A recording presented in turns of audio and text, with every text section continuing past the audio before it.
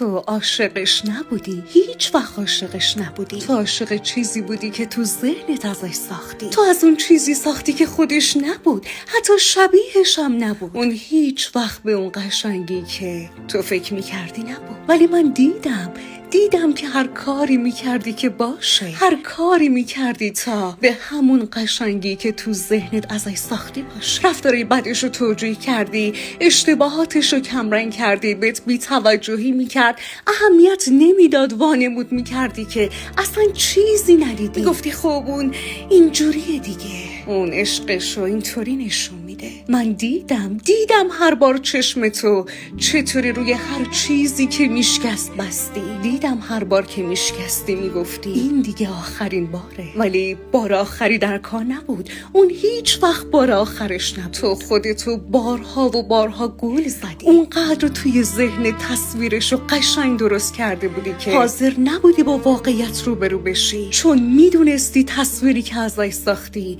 حتی ذره‌ای به واقعیت نزدیک نیست. به آدمی که دوستت داره، بهت اهمیت میده، براش مهمی، حواسش بهت هست، مراقبته، نمیذاره احساس اضافی بودن بکنی.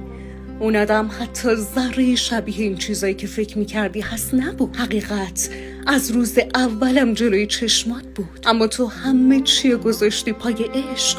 ولی ببین اصلا عشقی در کار نبود، همش تبهوت بود، یه دروغ بزرگ که خودت باورش کردی. اون هیچ وقت به اون قشنگی که تو فکر میکردی نبود. اون کسی که فکر میکردی میشناسیش نبود. حقیقت اینه که اون هیچ وقت کسی که تو عاشقش بودی نبود.